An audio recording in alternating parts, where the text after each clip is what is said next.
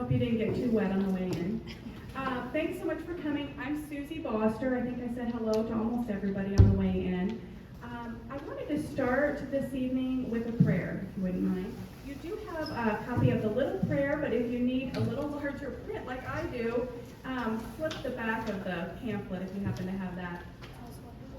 Oh, it's also on the board. Well, fantastic. In the name of the Father, and of the Son, and of the Holy Spirit, amen.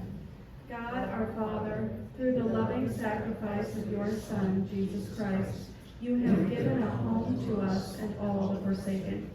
Give us the eyes of Christ to see the vulnerable children and families in our midst. Give us hearts that break for what breaks the heart of Jesus. Encouraged by the example of St. Joseph, foster Father of our Lord, inflame us with the compassion of your Holy Spirit to make our homes and parishes places of love, support, and protection for kids in crisis and their families. So I'm Susie Boster. I want to tell you just a little background about how we got started here. I decided to go through the foster parent training about 3 years ago as my children were leaving home for college. And my husband and I are licensed for foster children up to 12 years old, 0 to 12. And we have chosen to do short-term emergency placement and respite care for foster families. So we do small chunks of time. But in those times, we may have somebody for just during a work day, or we may have them over the weekend or for a full week. And that's worked really well for us. But the passion just continued to grow for what we learn when you're involved at all with foster families or hearing the stories of foster children. And I was lucky enough to get plugged in through Liz Hagan and her daughter, Mary Beth, to the task force that was happening at the Archdiocese level. Archbishop Naumann, whose heart really breaks for these children, started a task force at the Archdiocesan level and started to just find out what's going on in the community. What is the crisis? What are the pieces of the puzzle? What organizations are involved in working on helping children of all ages? And through that task force, then the Archdiocese kind of gathered some information and started to tell individual parishes a little bit more about how we could get involved, how we could share the message, just to inform people.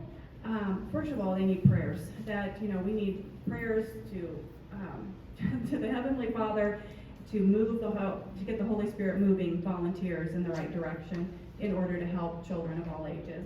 And through that, we were able to start a task force here, a small committee here at Nativity. Liz Hagan is here, Kathy Anderson is here, my daughter Olivia is here. We're all a part of this committee that is trying to inform parishioners here. We're trying to connect interested volunteers with the right organizations to fit their interests and talents so that they can go on into the community and start spreading the love of Christ. And then you've seen we've done some drives, so we're trying to meet some material needs. We most recently did a hygiene item drive for KVC a couple weekends ago. Randy Bartlett says, thank you very much. And then the other thing we're doing? Oh, and we have 2 care teams. So we have 2 small groups of 8 to 16 people that are wrapped around foster families, and 1 foster family each.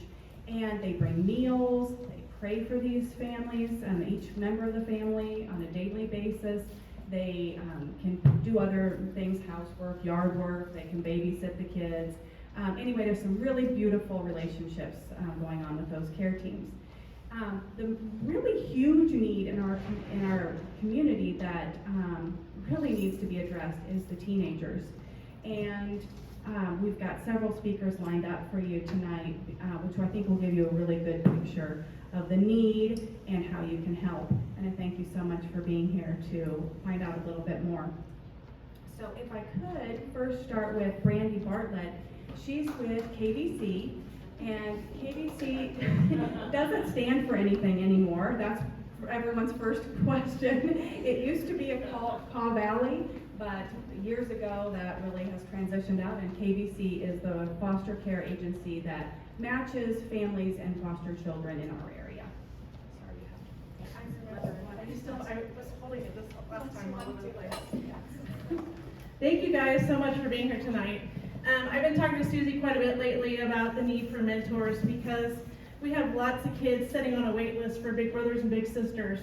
There's a year wait on that list, so a lot of our kids aren't even getting mentors that really need them right now. So I'm out tonight because we started partnering with another agency that is going to help with all of our needs for our kids that need mentorship. But I wanted to start off, Susie said a lot of you guys don't even know how kids come into foster care. So I wanted to start with just talking to you about how that happens.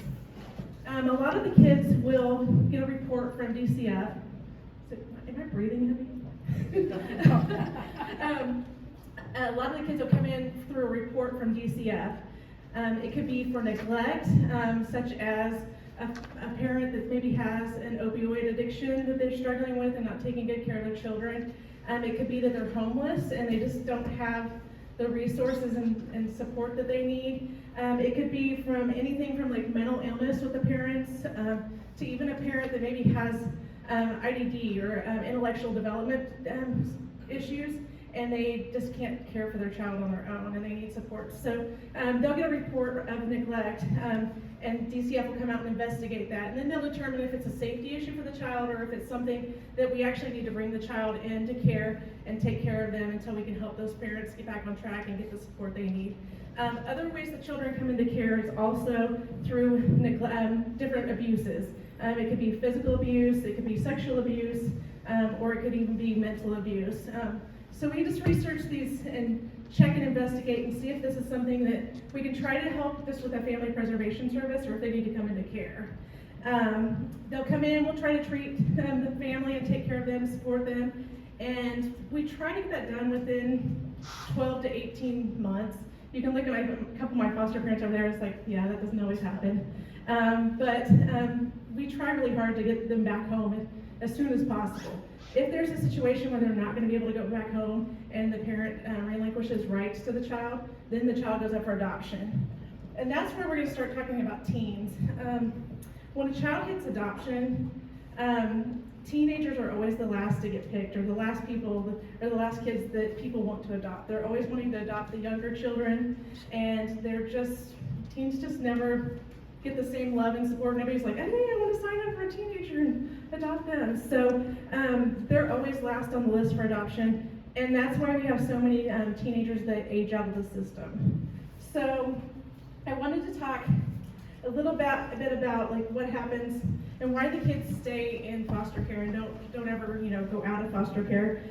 Again, no adoption, so then they're just looking for somebody to be their forever family. And during that time, they're bouncing from house to house and moving from different locations because they have behaviors. And the more they have that instability and that constant change in their life, the more that triggers all of the issues they're having with the traumas they have.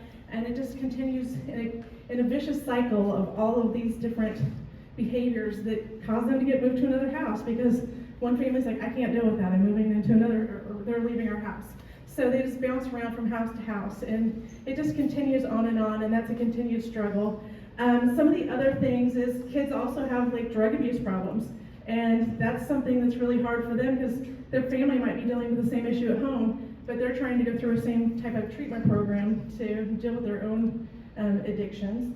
And then another thing is, it's scary to a lot of our parents because a lot of the kids are self-harming, and they have like suicide ideation, and they're just having a lot of issues with coping with life because they're in this situation and they don't know how to deal with it. So they just need love and support, and a lot of people around them that actually show they care and play a consistent role in their life.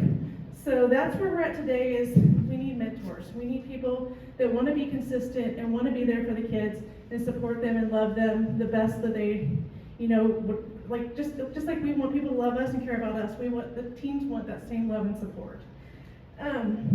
So when they age out of the system, there's several things that happen. Just because they don't have this They don't often have the skills they need to go out and get a great job.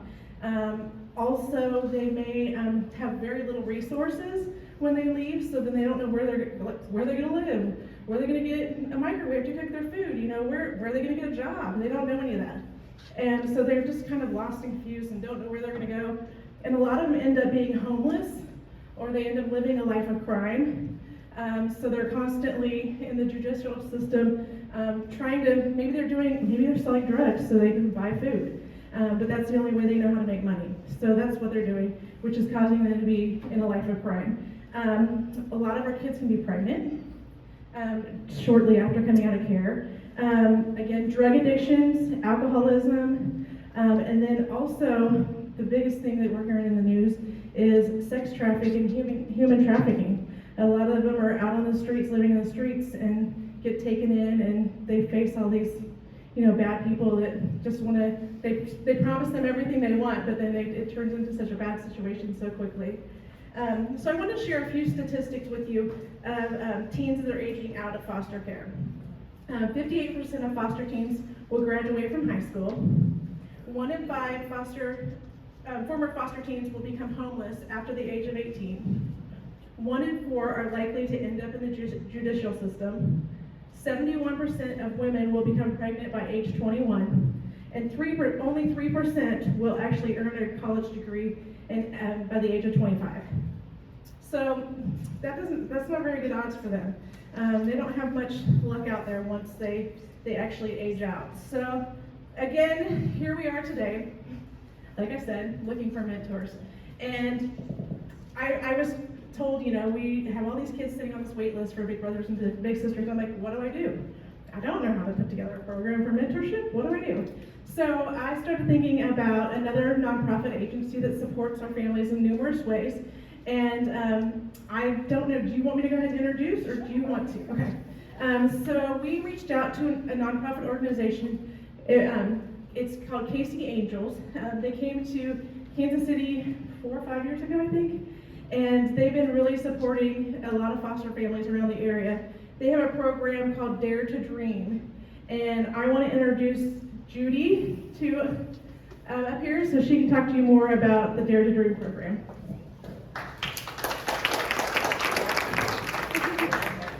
Thank you very much, and thank you for the invitation to come out and talk to you all. Like Randy said, I am from Casey, Kansas Angels, and we currently have programs that support kids in foster care and the families who take care of them in 7 counties in Kansas. And it's Atchison, Leavenworth, Wyandotte, Douglas, Johnson, Franklin, and Miami. So think Atchison to Wellsville. It's a big jump, but that's what we do. So I just wanted to ask, you all are here, thank you very much for coming. Has anyone in the room been a foster parent? Been involved in foster care at all? I know you two are. Nobody? Okay, that's great. That's super. I love your enthusiasm and your interest in the system and figuring out what we can do to make a difference.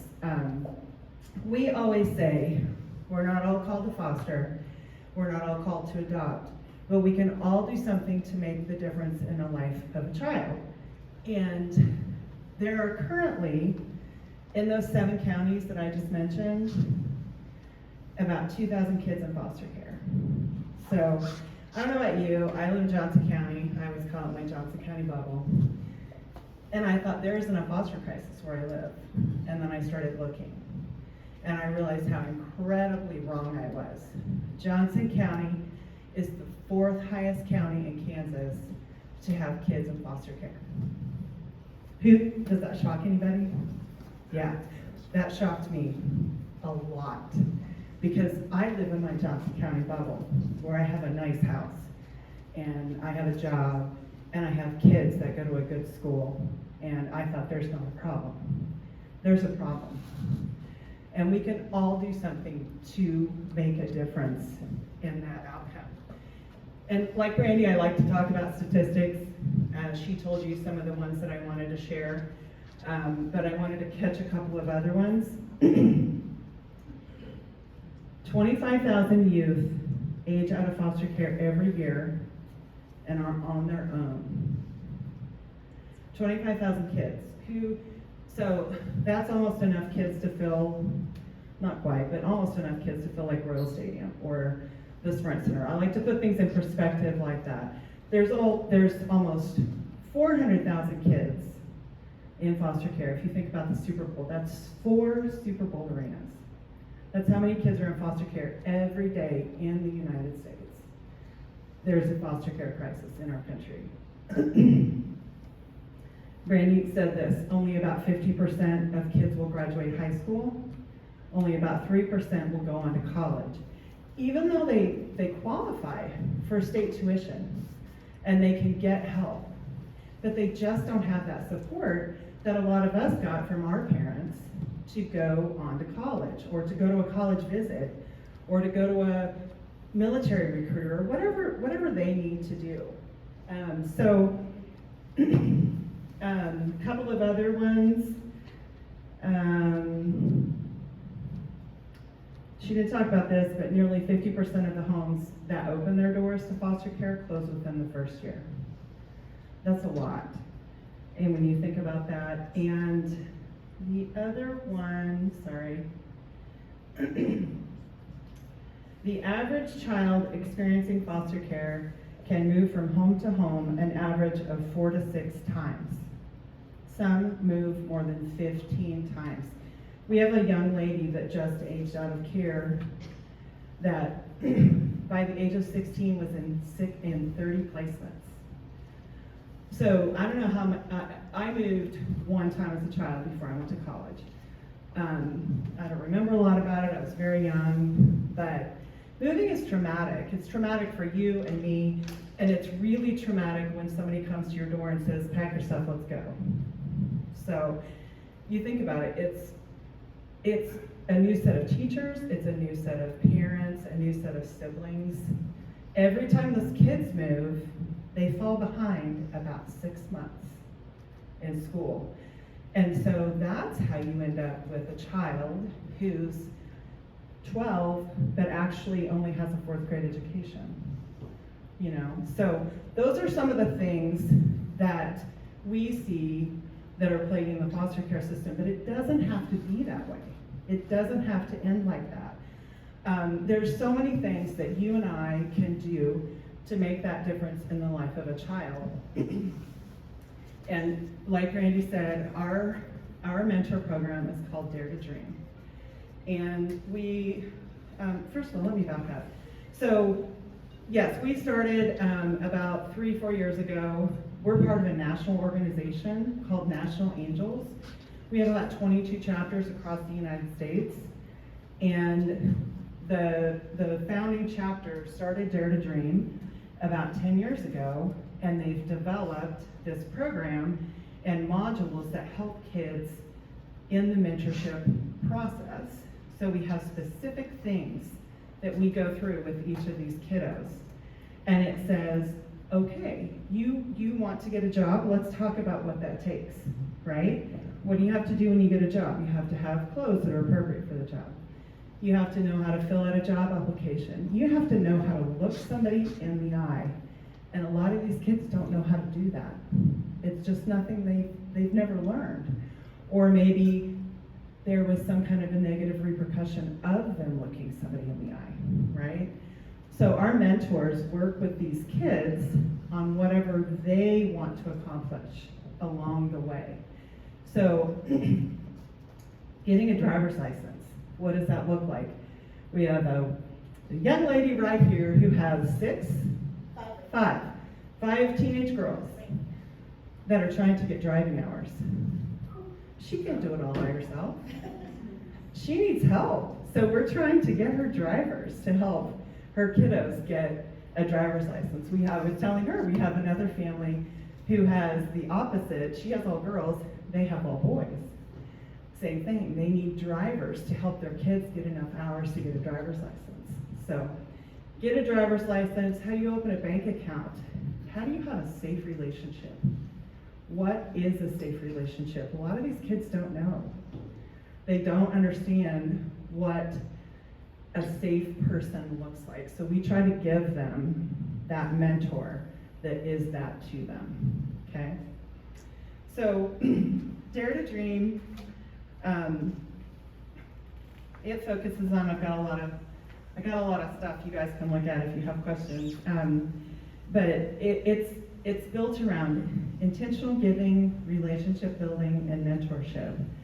So our mentors meet with the teen, and we have Dare to Dream, which is ages 15 to 22, and then Dare to Dream Junior, which is 11 to 15, because we figured out there was a bigger need than we originally thought. These younger kids needed help too. So the mentors meet with these kids twice a month. You have a meetup, we call them, where you meet with the kids, maybe do an activity they want to do. Maybe you go to a movie, maybe you go to the mall, and they say, I'm gonna get an apartment. You maybe take them shopping and figure out what is a good microwave, like, she said. What is a good bedding set, how to shop, things like that. I remember when my son went to college, he was on a basketball team, and he had 4 freshman boys with him. And he goes, Mom, they don't know how to shop. He goes, they go to the grocery store, and they want to buy the chicken that's pre-cooked for $8 a pound. And I'm like, no, you buy the chicken that's $2 a pound, and then you cook it. So it's things like that that you don't necessarily realize these kids aren't learning. So one of the biggest goals of our program is normalcy, placement stability, resilience, just having those kids stay in that safe home where they are getting positive role model feedback from their parents, right? And then bringing in healthy adults to mentor them, to come alongside them, that they can call and say, I need to talk to you about this, my mom isn't available. Or, I need to talk to you about this, I'm afraid I'm gonna make a bad decision.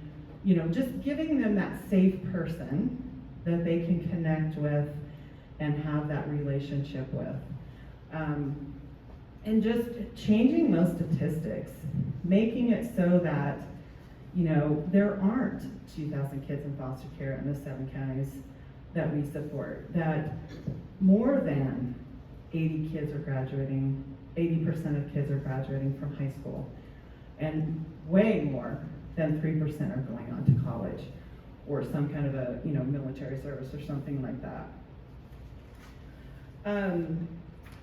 So I brought, and another thing, and you guys can take a look at this too, but the University of Texas in Austin did a study on the National Angels programs and just looked at our Dare to Dream program and said, this is what we do, this is what the case manager does, this is what the child in care does, these are the outcomes. And overwhelmingly, the outcomes were positive. Just a couple of them I wanted to go over. Long-term, relational permanence. Long-term relationships between the child in care and adult caregivers. Connection with the child in care's biofamily. The goal of foster care is always, always, always reunification. And sometimes that happens, and sometimes it doesn't. That building a positive relationship with that biological family is so critical. Education success, grade advancement so they're not being held back, and securing a career path post-high school so they don't end up in the prison system. They don't end up on the streets homeless. They don't end up in some of the scenarios that Brandy had talked about. Resilience. Minimize high-risk behaviors. Sometimes it's just bad choices. We've all made bad choices. My kids made bad choices. But the reality was I was there to say, you messed up. Let's figure out how you need to get through that. Some of these kids don't have that person to help them get through that.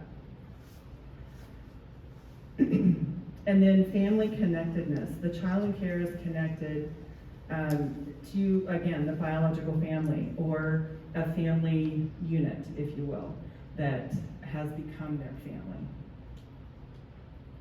Any questions over the program at all that we talked about?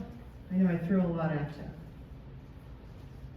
Do you want to tell us, so it is 18 that they age out, right? At Depends. 18. It can be choose 22. to stay- oh, They, choose yeah, to stay in. they can choose to stay in. There's a lot of different factors, and Brandy would be way better at speaking to that than me. We had a young girl that came into care pregnant, had her child, and of course, you know, she was in foster care and they immediately took the child away from her, but she worked to get the child in the home where she was placed. She made the very difficult decision to stay in foster care beyond her 18th birthday so she could keep her baby. And she did everything she had to do while staying in the foster care system to age out with him, and I'm happy to say she still has him. She has him, they're living on their own, they're thriving, and I 100% can contribute it to her foster mom. As the one and only reason that this young lady was able to do everything that she did and get the outcome that she did. But typically, yes, it's 18, unless there's other circumstances. I think the kind of end all is 22, right, Brandy? Okay, yeah. Good question. Do you want to tell about the Sure. Tyler video? Yeah, actually, do you want to just start it? Okay. So this is a short video. Yes. Hardest thing that I could say that would be growing up in the foster care system would be not having a mom or a dad, you know? Like, you don't have someone to love. You don't have no one to lean back on, you're stuck there by yourself. I'd probably speak for most of the people in the world, but I was totally oblivious to the problem of our foster kids. The most troubling part for me that I've realized since I've been in this job is that those that age out of foster care like Tyler has, and they're forgotten. That's very troubling to me. We're talking about humans. Well, I mean, I was adopted at 18 months, you know. That's when the first time I know I entered the system, but I wasn't in an actual foster home. I mean, I ended up getting adopted by technically by my brother, but I mean, I called him my dad. After a couple of years there and in and out of the hospital from stuff that happened with my birth mom, you know, I ended up back in the foster care system and ended up going from home to home. I didn't even have time to unpack my bags or, you know, basically lived out of a backpack until I was 18, and then I even still, you know, lived out of a backpack because I was homeless.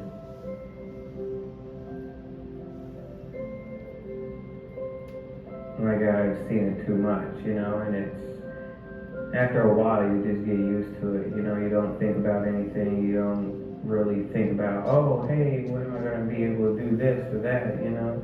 Finally just lose hope on just finding a place. Sometimes you wouldn't know when the next meal was going to be, you know, it's just, sometimes you just have to think of it as, you know, just trying to survive.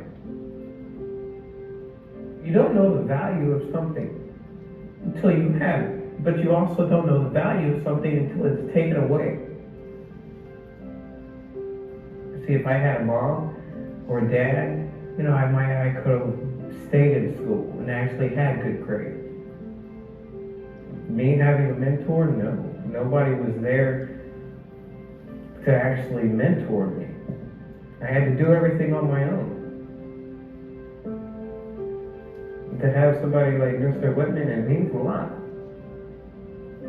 You know? Because it's something that nobody really ever gets in the system.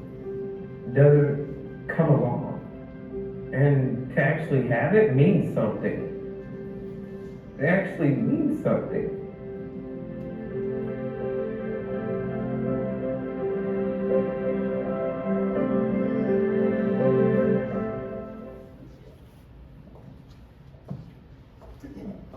So I have a couple of kids that I wanted to tell you about.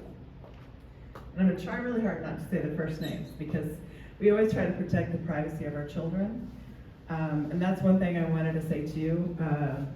Our kids' safety is our number one concern. So background checks, and especially for Dare to Dream mentors, references, and things like that are just, they're a staple. So just putting that out there. So B is 17. He's placed in Kansas City, Kansas. He's at a foster home with 2 other kids, and he's interested in making music, and he would like to get a job. He has had recent moves in placement and is struggling as a result. He would like a male mentor to help guide him and help his decision making. He is struggling making some of those decisions. So that's one of our kiddos. I have another one. Jay is 18 years old, and she lives in Wellsville. She would love a female mentor who could come beside her, and support her as she learns to drive, get a job, and continues to learn to navigate healthy friend and dating relationships. She is doing well, and is, according to her mom, she's doing well. She's respectful and helpful, and has positive momentum based on where she started with her. And she just needs, she's feeling a little bit overwhelmed and needs encouragement and support in the next season of her life. She's currently interviewing and hopes to have a job soon so she can begin to save for a car. She has aspirations to become a teacher or a cosmetologist. She has a good sense of humor and would connect well with someone who can joke around but also have real conversations while keeping things lighthearted. Foster, this is funny. I'm here too. Foster mom feels like someone in their 20s or 30s would be ideal. She doesn't think she would connect as well with an older, gray-haired lady like me. But those are 2 of the kids that we have in our program right now that are looking for mentors. I think Brandy probably has a list, like you said, a much longer list than that. But those are just 2 of a couple of the kids. We do try to match people according to interests. You connect better with somebody who you have something in common with. If you like sports, we're going to try to match you with somebody who likes sports. If you like art and music, we will try to connect you with somebody who has an interest in art and music. We also have, like Brandy said, a lot of these kids have behaviors. And I've learned that's a make or break. You just really, really have to find the right person to be that mentor. So, love that you all are here. Yes. Look at proximity. Absolutely. We work to try to keep, that's why I gave you areas that we always work by zip code. We try to keep our mentors within about 20 minutes of our mentees. It just works better that way. I know Susie talked about care communities. We also have love box groups that are very similar. The love box group that my husband and I support, it's in Olathe. It's only 11 miles, but cross town, that's, it can be 30 minutes. So it matters. It makes a difference, and we try to keep you guys within a certain period of those kiddos. So just changing the statistics, that's our number one goal.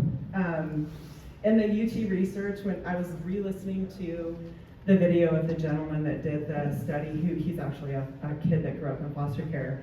And that's another thing too. We always say children experiencing foster care or kids in care. And this gentleman said this, he said, foster care is a legal status. It's not a personality trait. And that really hit me. because it is. And I think that, one of my major goals is to treat these kids like kids. Doesn't matter if they're foster kids or, what they're children in care or children experiencing foster care. I try really hard not to label them as foster kids. And I would encourage you to do the same thing. And they're just kids, and we should let them be kids. And again, it's just a legal status. And typically they had nothing to do with it. They had nothing to do with it. So, thank you. Yes. So I would guess that the most common behavior that a mentor would see would be a wall that you have to, if they're moving a lot, they kind of maybe build up a protective wall. Yeah. So one of the things, and I can't speak to Brandy, but one of the things that we always ask is that the child is interested in this program. It makes no sense to try to mentor somebody who has no interest in being mentored. And so that is something that we ask. And foster mom and dad have a lot of influence over the kids. And what we see is, we provide love box care to these families. We show up every month, we bring something for the kids or the parents or whatever. And so some of the kids say, gosh, wouldn't it be cool to have my own person? So it can come that way. And then I think there are kids, and Bobby and Jonathan could probably speak to this better than me, but some of these kids, I think they just know that they need help. And a lot of these kids, especially in the 15 to 18-year-old age, they know they're not going home. Their parental rights may have been terminated. We recently had a girl that made some really bad choices, and she's 17, just graduated from high school, and her foster mom sat her down and said, look, it's group home in Wichita, we're here by my rules. And she stayed and said, I'll be here by your rules. Not gonna say they're not gonna have a few bumps in the road, but sometimes it's just that conversation of, hey, look, there's this really cool guy that wants to be your mentor. How would you feel about that? Or you wanna get a driver's license? Well, hey, how about if we get you a mentor that could go with you every 2 weeks and drive with you? So it's just an opportunity to talk to them. But yeah, if a kid says no way, no how, we're not gonna try to match them with a mentor, because I just don't think that would go very well. But kids notice stuff and they see stuff, and I think especially kids in foster care are extremely astute to how the world works, because they may have had to figure out, where's my next meal coming from? Where am I sleeping tonight? How am I going to manage mom or dad when they get home? Some of these kids had to grow up really super fast. And I think that, like, in these two cases where there's a lot of kids in the home, if you get one kid having success, it snowballs into another kid having success. So sometimes it just takes one. Yeah. And, we've talked a lot about statistics. The last thing I want to leave you with is we just have to break the cycle. The family that we support, there's 2 little girls that are 6 and 3. And my dream is that those girls will never, ever, ever, ever be in a situation where Child Protective Services knocks on their door. That's my goal. They are 6 and 3, and I will do everything in my power to break that cycle in their lives, as will their foster mom. But Thank you so much. any questions?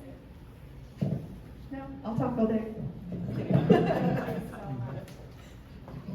And here comes Jim. And next we have Jim who is the founder of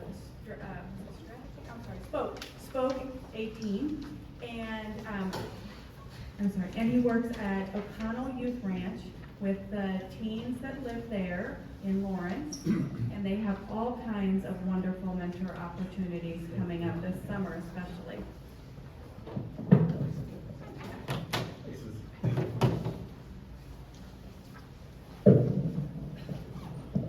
Hello, Nativity.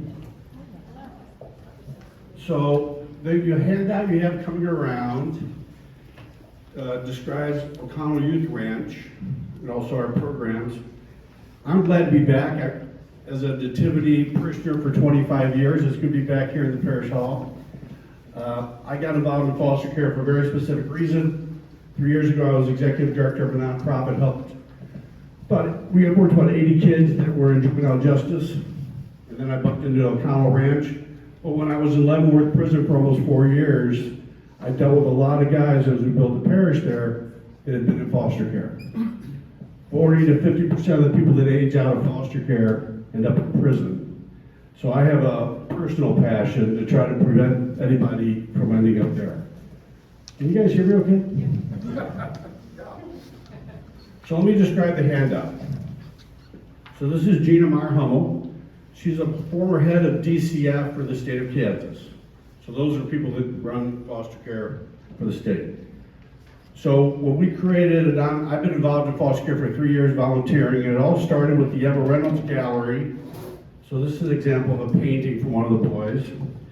About 2.5 years ago, we opened up the Studio of the Arts at O'Connell. So there's 3 houses there. We've been doing painting programs ever since. Is Jody here? Hello. So hopefully, we're going to have together in the hallway out there. Here in June, we will have our art show for some of our artists. So these boys, this is called Spin Art. But we've had a couple shows with them at the gallery.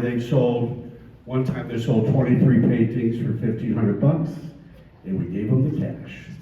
The kids that have been through trauma, art's really important in their lives. So what happened was the O'Connell Ranch hired me. I've been officially full-time foster care since March. So my title is I'm the bridging specialist. So I help kids that age out, and we also help volunteers, and we call them coaches, as we build programs. So what I'm going to talk to you about specifically right now, we have a very little time, is about our program. So if I go to the second page, the back side of the first page, you'll see an open house. So on June 11th, from 1 to 3, we have an open house up in Lawrence. Or if you're not too busy, let's see, tomorrow, Friday at 3 o'clock, we'll have 35 of the foster care boys at Chicken and Pickle and girls, because we're doing an event at Loch Lloyd where they're going to be in boats and fishing with a bunch of our volunteers, and then they're going to go to Chicken and Pickle at 3 o'clock on Friday if you want to meet some of the kids. So the O'Connell Ranch has boys and girls, has about 35 foster care youth, ages 8 to 18. And then the second page I'm going to go through is I want to talk to you a little about our programs so you can decide if you're available. So our program's a little different. Every one of our kids gets 4 coaches. So let me just give you an example. We have a boy named Gabe. He's aging out. He's been in foster care since he's been 2. He's been in 60 group homes. So he has 4 coaches. It's actually 2 couples that are coaches. One of the coaches' role is we call her Dr. Mom. So she's his life coach. We had a bunch of grandparents volunteering last year. We got to see how the boys, particularly the boys, interacted with grandmas. We had 3 sets of grandmas cooking up Thanksgiving meals in their kitchen, and they followed those grandmas, whatever they said. So Gabe has a Dr. Mom. He also has a career coach. And then the whole team, what we're doing right now with Gabe, he's getting ready to go to KU. 5% of the kids that age out of foster care go to college. Gabe's going to college. Gabe has no idea how to go to college, but either does both kids. So he's aging out. He'll age out July 15th. And you know what? He's not a foster care kid anymore. He's an incoming freshman. So we were at a job fair 3 weeks ago. We ran into KU's athletic department. We just got him a part-time job working on Bill Self staff as a summer intern. Nobody in his life had think about Gabe taking him to a job fair. So that's what our 4 coaches do. So our other 2 coaches are Spiritual coach. So some of you may look at that and say that's religion. It could be, and I'll talk about that in a second. But somebody that really is interested in where they are spiritually. And the fourth coach is a college coach. So K-State Outreach, which is in Lawrence, has a program where 61 KU students volunteer at local Lawrence high schools to help kids at risk. So the fourth coach on our team is a college kid. Because we like a kid that's 16, 17, or 18 to have one of his coaches be a college kid. So that's Gabe. So that's our coaches program. So on June 11th, you'll meet a bunch of our coaches. And they're all over the place in terms of ages and experience. Like one of our coaches, we have one of the boys that turned 18. He's still in foster care. He's at a 4th grade reading level. He's that artist. So all 4 coaches went out and saw him play soccer last Saturday. He's never had anybody watch him play a soccer game. He made the game-winning goal. So one of the guys was really excited, so he picked him up. And this kid just didn't know what to do with his arms. And then up comes the mom and she hugs him. And he has no, but it was so exciting for him because he had never had anybody in every one of his games. So like we talked about, a lot of these kids, they weren't born on third base. We're just trying to put them in the game. So let me talk about a couple of other programs. There's a program in Lawrence called Ready for Good. It's a 10-week program where you go there 3 times a week and you assemble furniture. So this is a job skills program. The next is called Gardening Grounds. We have 2 kids hired this summer on the grounds. They're actually going to be gardeners for us. I mentioned the summer program at May 27th at Loch Lloyd. One of the reasons we're taking the kids to Loch Lloyd is we want them to dream big. So this is the 2nd year we've done it. So imagine you're a young kid and you're sitting in a pontoon boat with one of the guys, and I'm part of a Bible study out there, and the guy says, I live up there. And the little kid goes, you must be really rich. He goes, yeah, and I started with nothing. We wanted them to begin dreaming big. And I'll talk about our health model, normalizing adult relationships. So that's our program. So if you're interested, if you're not doing anything tomorrow on Friday at 3 o'clock and want to come over to Chicken and Pickle, we have a sponsor, so we're going to have all the boys. We learned last year, after they get done with voting at around 2:30, they're really hungry again. 35 foster care kids that are really hungry, most of them boys, is an army. So we're going to feed them again at Chicken and Pickle, and then we're going to teach them how to play pickleball. We have a program starting May 31st, which is called Rockin' the Roads. It goes Tuesday, Thursday, and Saturday, where we're getting them out working out. It's been a big problem with group homes and foster care kids, but all of us, these kids are not very active. So we have one of our volunteers who's a real exercise guy. We're also hoping to get some of the KU football team to come over. We need the kids out there, even if they're walking, we need to get them moving. One of our principles is a quote from Albert Einstein: life is like a bicycle, you need to keep moving to keep balance. So then we have a junior carpenter program. Randall Stevenson from Nativity is running that, and that's where there's 5 nights where they learn how to build that box. And it's also tied to a local carpentry program. So the Student of the Arts, I mentioned it's at the bottom. So that's Dan Vanderhoof, the artist, showing 2 young boys, I have the big picture there, how to paint a buffalo with a credit card. Why? It doesn't matter.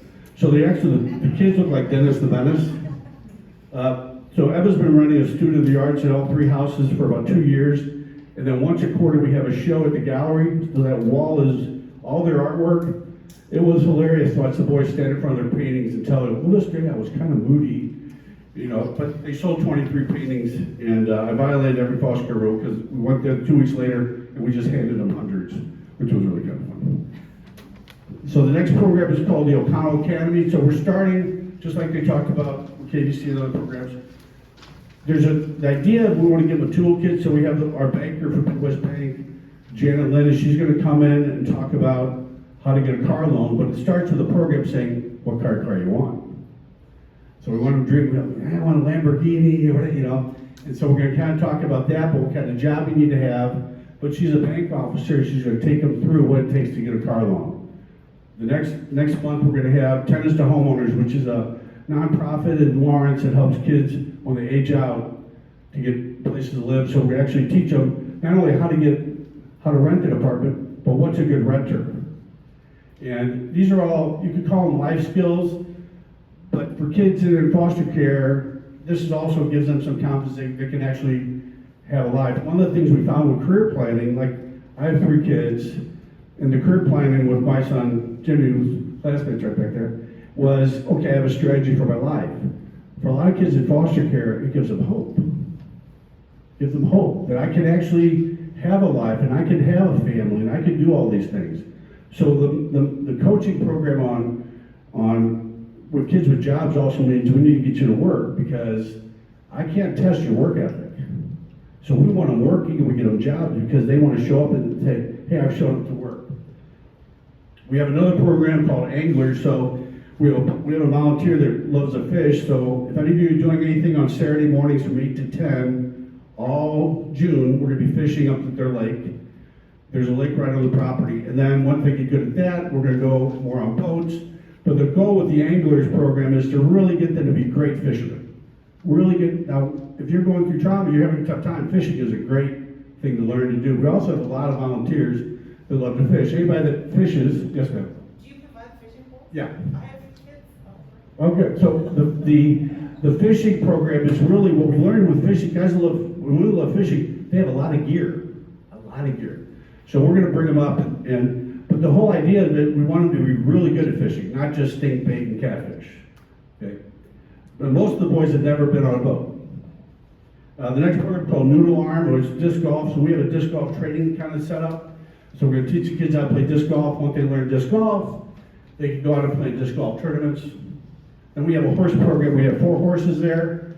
So we're going to teach them how to deal with horses. Anybody that do prison reentry, you know that they have this horse therapy session for people coming out of prisons. Not only learning how to be with horses, but taking good care of horses. K-State has an outreach program there. I don't know if they probably told you that any kid that's in foster care at the age of 16 has free college room and board. Any kid in foster care at roughly the age of 16 has free college room and board if they stay in the system. Well, only 5% of the kids go. So one of the things we want to do is there's really great agricultural careers. So we get them involved at the ranch and start taking care of horses. There's pigs, there's chickens. There's a lot I'm a city guy, so there's a lot of animals up there, but we think that'll be a really good venue for them to get to know. The other thing about K-State Outreach, they have 160 farmers that are part of outreach, including 4-H. So we think there's a really good agricultural side. The other thing I want to mention is we have a nonprofit called Spoke 18 that we formed last year. One of our biggest sponsors is Fireside Ministries, which is connected to the Catholic Church, and they've been a big help. So the last is called Team JC. So last summer for 10 weeks, we did Alpha. Everybody familiar with Alpha? It's called the Introduction to Christianity. It's one of the most successful programs around the world to have introduced. So we did Youth Alpha. So watch this. So we had about 20 volunteers, most of them senior citizens. The boys have big lunches. I don't know if you've ever had a Mac Attack sandwich. It's pulled pork with macaroni and cheese on top. And it's massive. So you have a big lunch. You do Alpha, which is a series of questions, and then you play a sporting event. And Jim Red helped put this all together with his wife Joanna. You can imagine, everybody knows Coach Red, he's out there, come Holy Spirit! Anyway, so we did this program where we thought the kids would be anti-faith. They're not. So the first question is, what do you want to be famous for? Why was Jesus famous? So Alpha really is designed to begin to ask questions. So last summer, after 10 weeks, I'm proud to say, the Holy Spirit showed up in Ocala. And we've been living that life ever since. So this is our program. So on Sundays, they go to a worship service in Lawrence, and there's about 10 kids that go. There's a youth group. The reason why the kids go to youth group, they get to make their own coffee. And then the other thing is we're starting a Bible study on Thursdays 1 to 2. So those are the programs. So at the bottom here is there's something called a health and strength model. So here's the net. Am I going too long? Okay, I go one more minute. Okay. What we want to do is we want to line them up. And lining them up is tricky. So before I started this program, for 2 years ago, we did suicide prevention programs at Rockhurst, Aquinas, St. James Academy, Topeka, Hayden. So you see that model, that wheel, that's called the source of strength model. We added 3 components to it. What we're about is every program we do connects to a health factor. So for example, I don't trust adults. It's a risk factor, health factor. I have 5 trusted adults, right? So all of our programs tie into that health model. We added three things. We had a forgiveness model with it, we had an art model, we had a career. So one of the things we've seen with the very end, senior citizens and foster care kids have a lot in common. First, they have a lot of time on their hands, both of them. Second, a lot of them are alone. Third, they both light each other up. And we have a senior citizen that came in, her husband died a year ago, and now she's got to meet the foster care kids. There's something about foster care kids that have nothing, that need help, that with people that are retired, totally light them up. Now put this in terms of COVID, right? And you see seniors right now saying, how do I connect, and what do these kids need? A lot of help. So every one of our kids has 4 coaches on them. Why? They're not on third base. It's going to take a lot of people to get them to third base. So that's it.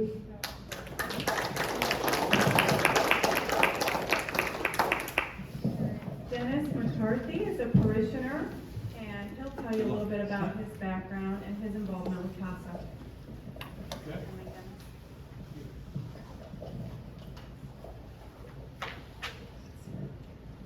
Can I speak without a mic? Maybe not.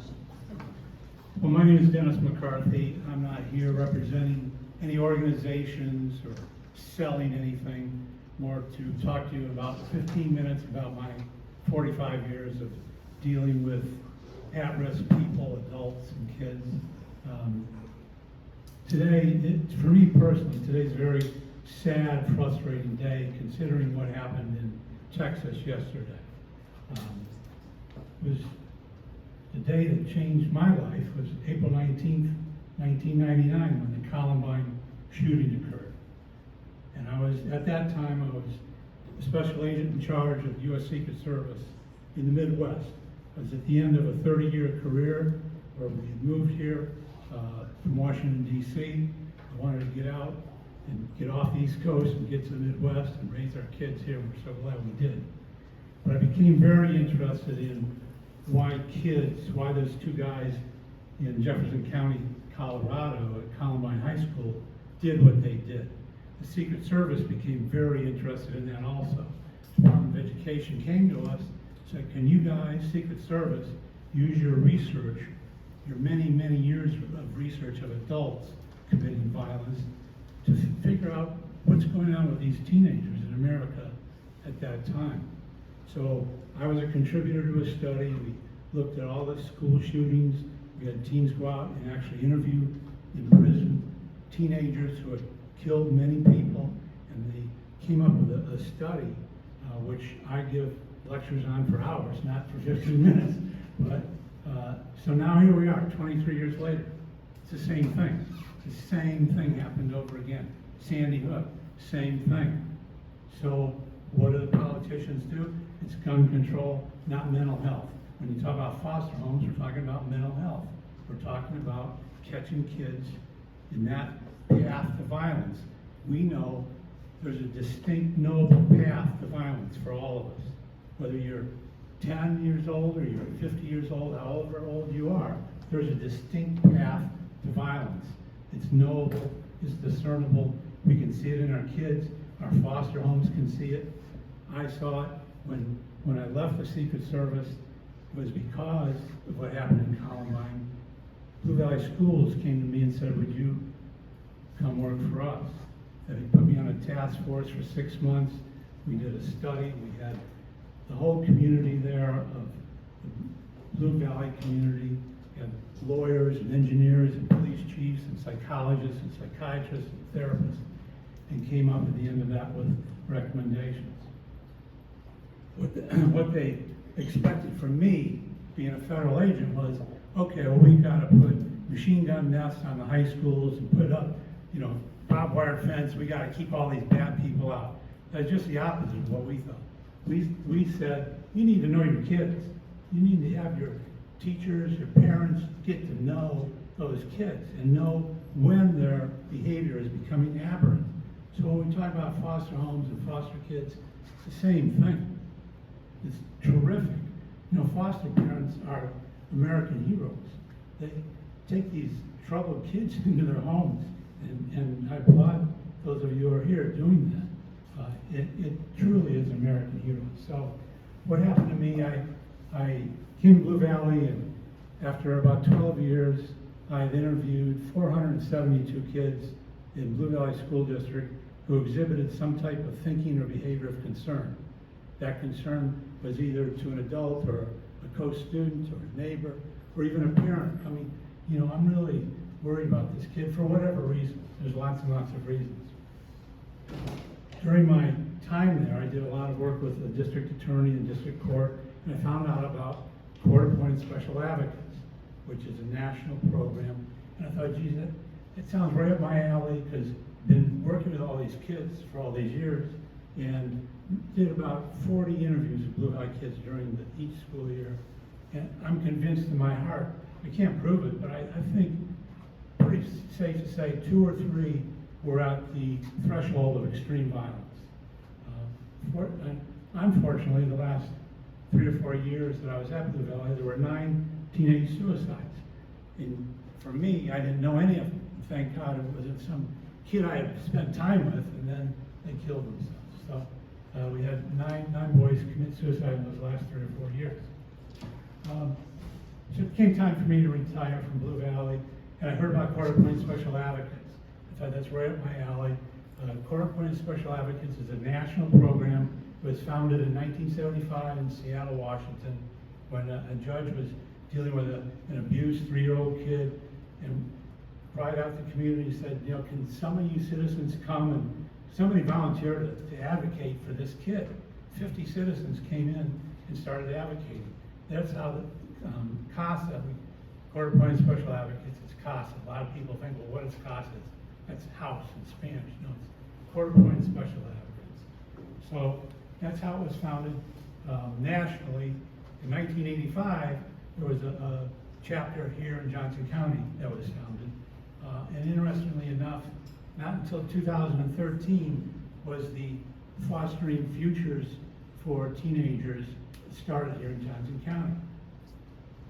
So a lot of the folks in social work, and a lot of people I've met through the years, you know, you get a teenage boy, particularly, age 14, 15, pretty much what you see is what you got. You're going to have a heck of a time trying to change that behavior, and I don't believe it. And when they say, you know, these are just throwaway kids, and I don't believe that either. So the day I retired from Blue Valley, that night I started my CASA training because I needed something to do. And I went through it and waited a couple months, and then I got my first case, and I thought, well, you know, I've traveled the world, I've protected 6 presidents, I've interviewed hundreds and hundreds of people, and I'm going to show this kid, you know, who's who. So I go out with a KVC worker, and she's driving. We pick the kid up at the high school. And, I think, well, you know, I'll just show him my retired badge and say, you know, this is my retired badge from the Secret Service. He'll respect me. So I handed it to him. He said, yeah, so what? So he really, when you talk about trying to get through to kids, there's classes we teach about interviewing kids, about getting kids to respect you, getting kids to open up to you. And there's a lot of tricks to that. So this young man, and I'll just call him Joe, that's not his real name. He was from a family in Johnson County, upper middle class family. Dad was a professional worker, had pretty good money, but the kid had a skin condition which made him kind of stand out from other kids, and he really couldn't do that well in school. So Dad is on him all the time. You know, you've got to get better than C's and D's in high school. You've got to do that. So that turned from you're not going out on Friday night, you're not going out on Saturday night, and that turned from abuse to sleep deprivation, sensory overload, food deprivation, locking in a basement naked for days, and then physical abuse beyond that. So one night the kid had it with his father, and he's going to kill him. So they're in the kitchen, and the kid grabs a knife from the drawer of the a cooking knife, a large butcher knife, and he's going after Dad. He doesn't get him. He's restrained, but then the police are called, and you know what happens? The kid's arrested, the kid's taken away, put in a juvenile detention center. Case goes to court, the judge hears it, and the judges in district court in Johnson County, when they hear of a case that they think is pretty extreme, it's not like, okay, we're just going to take the kid out of his home and put him in a foster home, but he needs more than that. He needs more than a foster home. He needs more than a KVC social worker. He needs somebody in his life. And that's where the court-appointed special advocates come in. So I was assigned to him. He was 15 when I got to be assigned with him. And the first 6 months, was tough conversation. But he finally started to soften up, and I learned little tricks to get him to talk. And I learned, like you learn with your own kids, the golden moment when the kid starts talking, you shut up. And so I've been with lots of people who want to talk over kids. It's like with your own kids, if you're in your car with your kid and your teenager starts talking, you better shut up and just let them talk, because when they get going, that's when you want to let them go. So we did pretty well. He changed foster homes 6 times. Thought we were really getting him on a better path. And foster parent calls me and says, well, he ran away. He ran away from another kid. Okay, so this is after about 2 years of work. He's gone, and we don't know where he is. And the foster home he was in was about an hour-and-a-half drive from me from here out in the country, because KBC will tell you, but it's pretty tough to get foster homes in Johnson County for teenage boys. Because teenage boys are not easy. It's not like, oh, we're going to have the star quarterback come live with us, or the famous, beautiful cheerleader.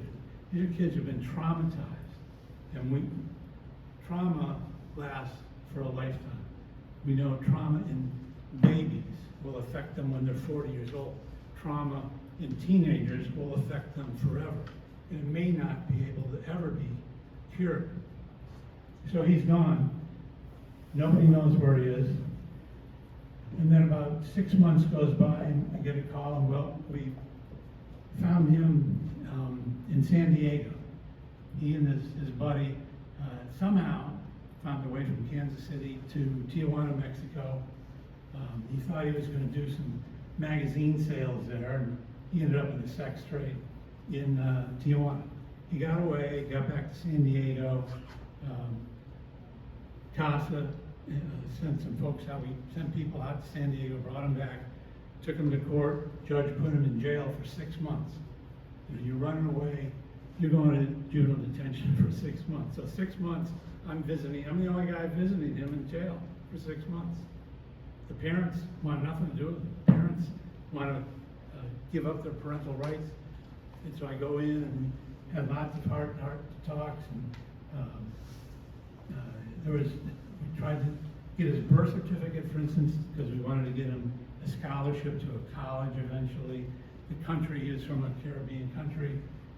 The country is from, they don't have birth certificates like we do. They had a log where they would handwrite so-and-so's born on such and such a date. But after several months, we were able to even get a photocopy of that.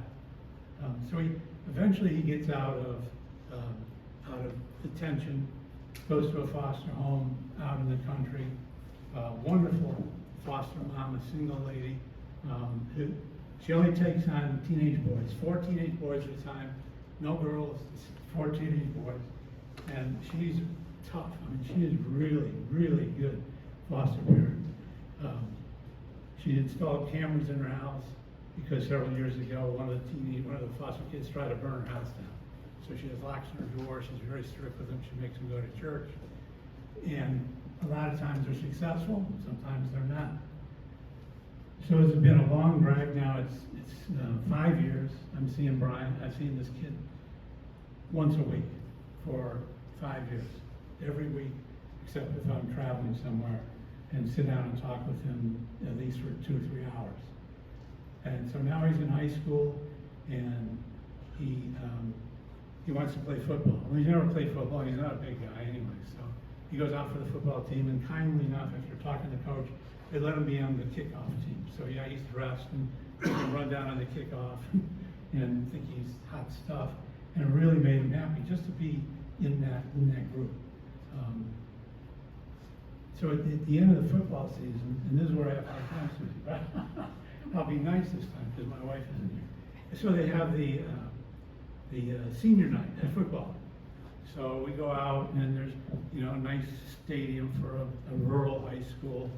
And he wants me and his foster mom to walk out on the football field with him. So all the players, you know, maybe some of you have had your boys play football. You know, it's, you know, Joe Blow and his mom, so-and-so, and dad, so-and-so. So he has the announcer introduce his foster mom as his mother and me as his father. So, they're going, whoa, you know, I didn't know, it just blew me away. It was 5 years of work, and now he's successfully graduating from high school. We go to the graduation party where they have maybe 6 or 8 kids in a room like this, and each one of them have their own corner with their photos. He's got photos of him and I, and over the years, and it's, you know, I'm thinking, wow. So he graduated, he got into college, and talked to him. He said, well, I'm going to take Russian. And I said, do you know anything about speaking Russian? No, but I'm smart enough. He really had a high opinion of himself. So I'm going to take Russian, and I'm going to be this, and I'm going to be that. And, you know, after, I think, he then aged out, and I officially lost track with him. And through the foster mom, I heard that he got in some trouble in college, and he dropped out. So I don't think it's a happy ending, but I don't know what the ending is, except that for me, it was one of the most gratifying things I've ever done. Just to spend time with that kid. He's out there now, and I hope he's doing okay. We did our best. KBC did a great job. The foster parents did a great job. And when I started talking about the school shootings, that's where we stopped this. We catch them early on. Secret Service program, and I can go on, I talk for hours about this, but it's identify, assess, and manage. You identify behavior of concern, you assess it, and then the thing in America we don't do is we don't manage it. We say, like in Buffalo, that kid shooting up the grocery store, yeah, I self-identify. Kids, trouble, these are not normal people who go and kill all these people. We assess them and say, yeah, well, he's paranoid schizophrenic, or he's delusional, or whatever it is, and then we let them go. We've closed all our mental institutions in this country, and now the mental health system is overloaded, the foster system is overloaded, and hopefully the politicians will start to understand it's really mental health is where we really need to go. So that was my foster kid story. And after that, I did have a second kid, and I won't talk a lot about him, but I had a second kid. He was much easier. I didn't have to drive an hour and a half to see him. I drove like 15 minutes to see him. He was with relatives instead of foster parents. They were his foster parents, and he turned out great. I mean, he graduated from his high school. He went to college, and I think he's just about out. But he was a 2-year kid, and his grandparents were his foster parents. And he was a kid who, at 15 years old, his mom was a drug addict, his dad was an alcoholic.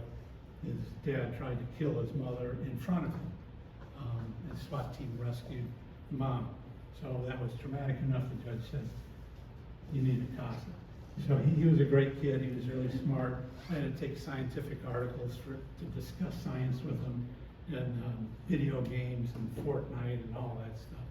But he turned out great. And, they also fostered 2 babies. These babies were like this big. And one day I walked into their small home and they had 2 little babies on the floor, and I almost stepped on them. I said, man, that would have been the end of me. So. Anyways, I encourage anyone who wants, advocate, mentor, be a foster parent, throw money at it, get your hands dirty. The first step is the hardest, and you'll be so glad you did. Thanks.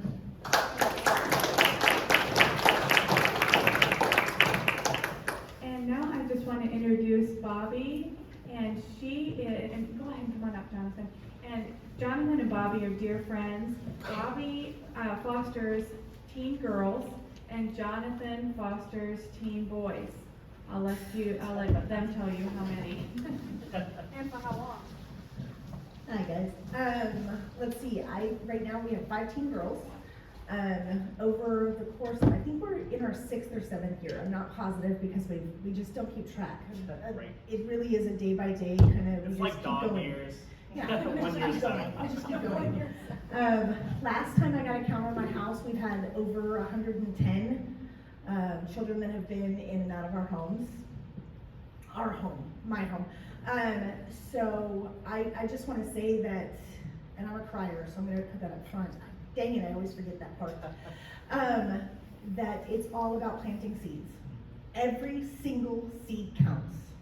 So whether a child is in our home for 1 day, 1 year, 2 years, that affection, that loyalty, that empathy, see, I'm always the crier, really does make a difference.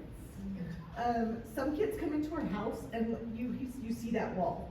They are completely, they make themselves small. They make themselves look very, very small. I had one person, they came in and they were 17 years old, dressed and acted about 12, and very meek. When they left my home, they were larger than life. They had changed their hair color 37 times, and they had kind of found themselves and really felt good about who they were. Because of those seeds, because of just one person showing you do matter, you know? Because so many of them get lost and they forget who they are because they keep getting thrown away. Yeah.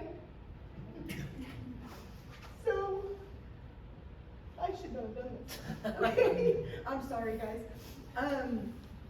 So I guess, you know, with each one, we never know how long we'll have them. Currently in my home right now, I have one girl that has been with me twice. She came to my home, she was there for about 3 months, and she was lucky enough to be placed with her brother in the state of Texas with family. Well, that only lasted 4 months, and she got kicked out. And they called me and said she was on her way back from Texas, would I take her back? And I said, absolutely. And they said, oh, you just need her for 2 weeks. If you'll just hold on to her for 2 weeks, we'll find her a home. On day 3 of her being in my home, and this is one of the scariest things, she literally brought me an unmarked bottle of pills and a razor blade and set them in front of me in the kitchen table and said, now that I'm here, I don't need these anymore.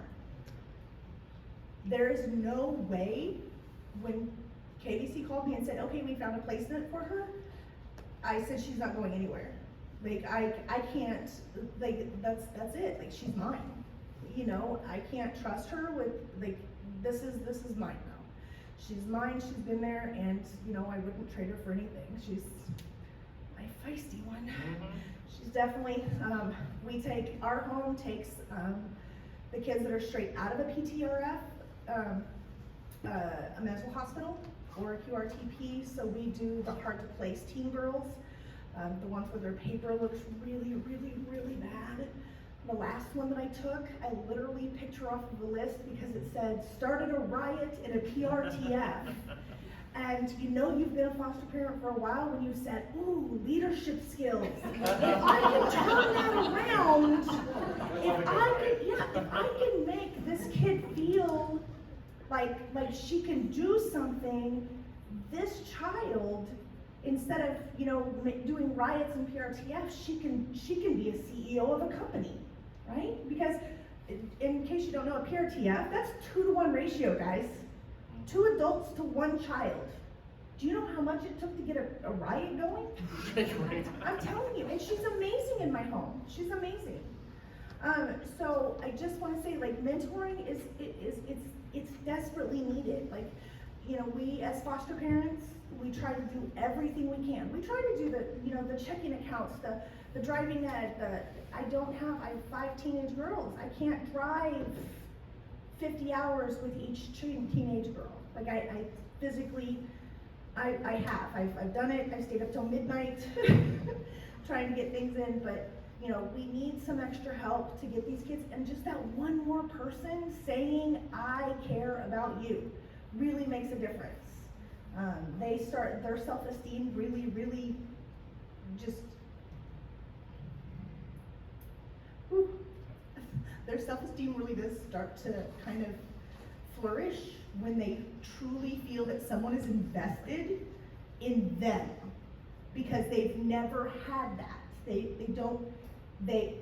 come in one of two ways. They either come in exceptionally boastful and, you know, I'm so big and I'm so bad and, you know, I can do this and I can do that. And normally they're completely lying. They have no self-esteem whatsoever, or they come in very tiny. You know, they come in very withdrawn and sheltered. It's all the same though. They have no self-esteem. They don't think they can do anything. They don't think that anybody believes in them. They don't think that anything will ever come of them. They don't think about tomorrow. And all of that does come with behaviors. And like I said, ours in our home, if you read their paper, you would go, oh, I don't know if I want to be in a car with them. But if you don't read their paper and you get in a car with them and they just talk to you and you talk to them and you listen, they are amazing, amazing people. And they really can, gosh, I'm so terrible. They really can just grow up to be so successful. So, and I also was a foster child, so, yeah. Great. She cries and I cuss, so I'm very sorry. We are good friends. Her daughter's actually dating my son that she was talking about. So we're all over the place. We've been fostering, me and my wife have been fostering 9 years now. We foster teenage boys. Bobby takes teens from the mental hospital. I take them from jail. So I have the teen boys that are juvenile offenders. I have 10 boys in my home right now, mixed of foster, adopted, and we have one biological son that is 4. So we have 6 teenagers, a couple adult sons, and then younger kids that we adopted as well. I was adopted. My sisters grew up in foster care that I just met 3 years ago. I didn't know they existed and met them. So we have a big heart for that. My boys have been consistently misunderstood, and that's something that we fight every day. My teens desperately need people to speak into their lives that aren't dad, because I may look cool but I don't play. You can ask any of them. But the need for people to invest in these kids is so large. I don't know how to express that any other way. We have a son that's 20 that had been in 50 foster homes, 50, before he was with us. At 14, he's now 21. So, yeah, the need for consistent people to speak into these kids' lives is huge. And my son, that's 17, just got back a month ago for being on the run for 2 weeks. Ran away from home, was in a bad situation. He's a drug addict. We specialize also in drug addicts. We've had meth, cocaine, heroin, anything in our house that you can think of. And he'd run away, and I'll never forget, he threw a brick through my window and just ran. And police came, we looked for him everywhere in the rain. He was right next to our house and hiding in a corner.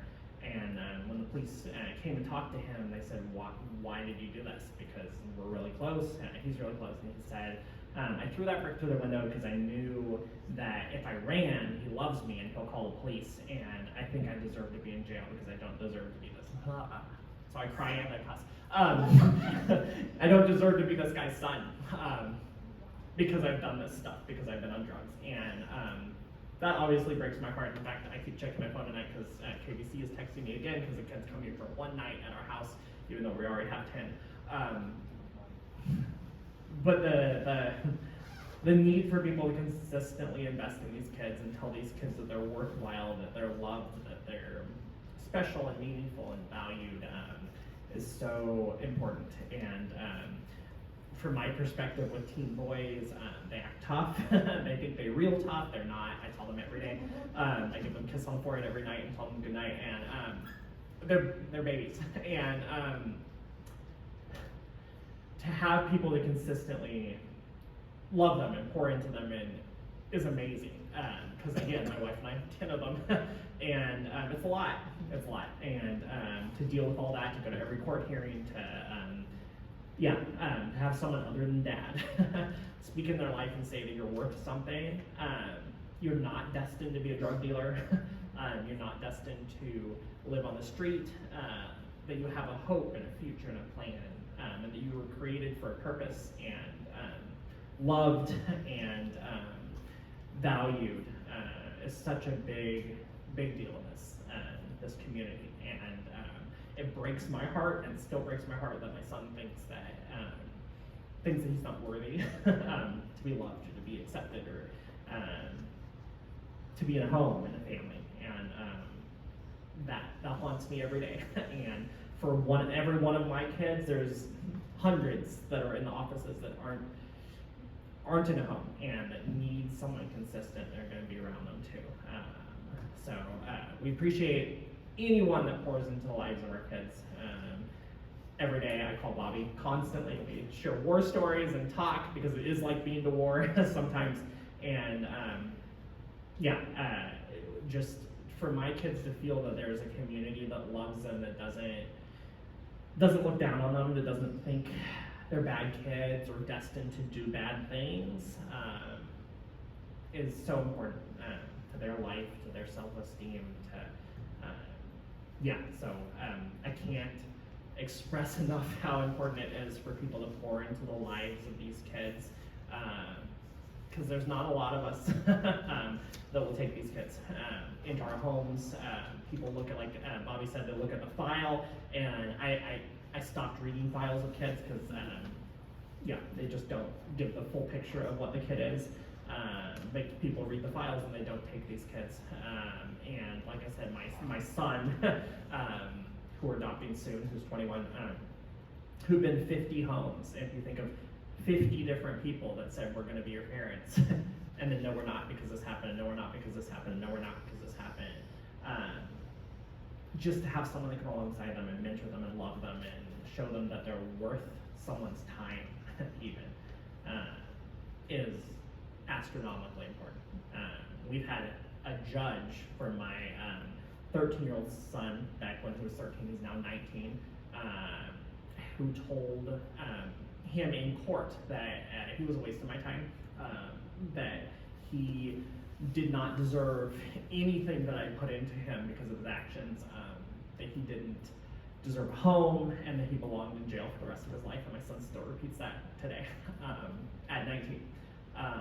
So the more positive people that can talk to them about their worth and their life, and is so important. So before I cuss more or cry more, I'm gonna give them that. But we appreciate all that. It takes a community, and we appreciate the community. Oh, thanks.